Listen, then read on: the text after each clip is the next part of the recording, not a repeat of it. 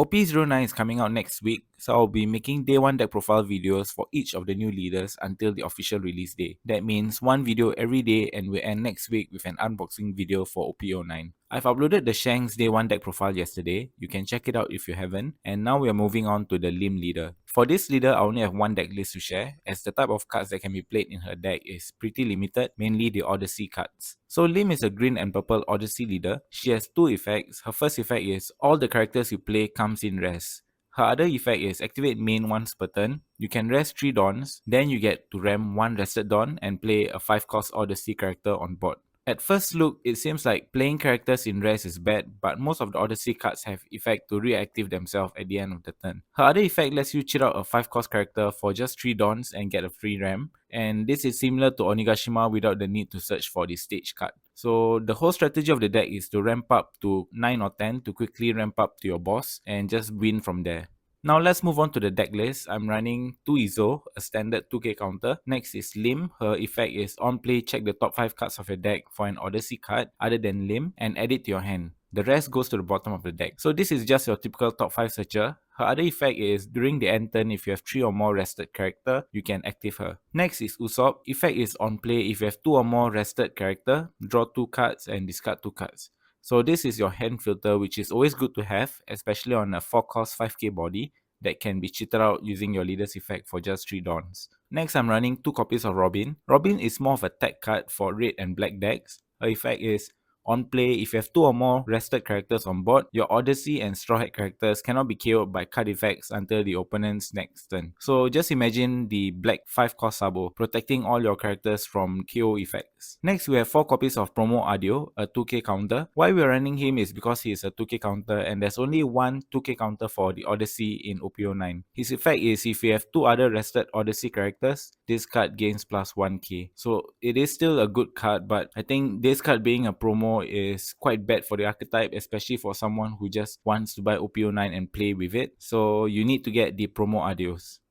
Next is Sabo. On attack, once per turn, if you have 3 or more rested characters, draw 1. You just need 2 other rested characters, as on attack he counts as the 3rd rested character. The restriction is rough, but it's still a good card because you can play him out on your 3 Dawn turn using your leader's effect. Playing this card on your second turn, 5 cost 6k is really good. Next, I'm running 4 copies of Sanji. Basically, every 5 cost 6k character for Odyssey should be included in this Lim deck. So Sanji's effect is on KO, you can add the top or bottom card of your life to your hand.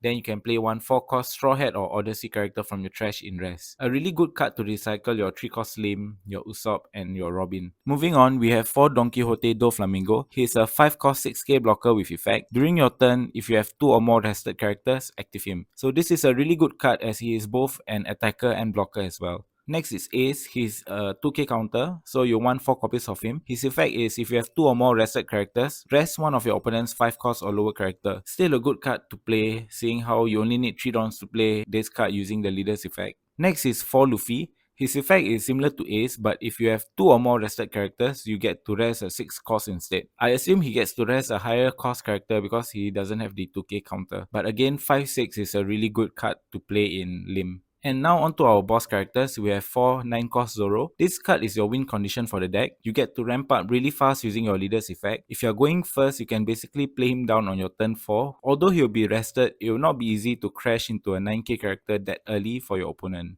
Next, we have 4 Adio. His first effect is on play if your leader is Odyssey, active 3 Dawns. Second effect is once per turn when your opponent attacks, rest 1 Dawn, give your leader or character plus 2k for that battle. Overall, I think this card is pretty bad. The only reason why I include him in the deck is because he's a searchable boss Odyssey card. If the effect is gives plus 2k for that turn, I could see this card being more valuable. Finally, the last character we have in the deck is 9-cost Shanks. On play, KO any rested character. He also has an 11k body which is really strong, difficult to remove.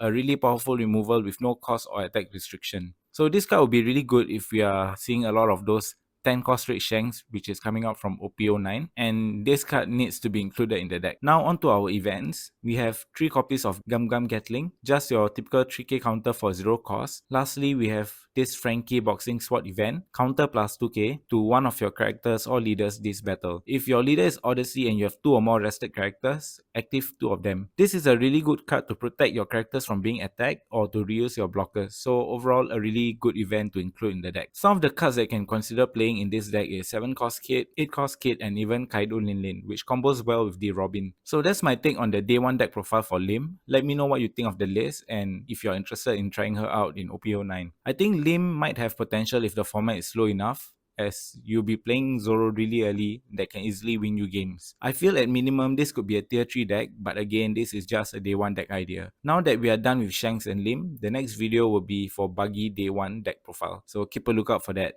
If you've enjoyed this video, drop a like, subscribe to the channel, share it to your friends, and leave a comment. Also follow me on Twitter or X for more One Piece card game content, and as always, thank you for watching. I'll see you in the next one.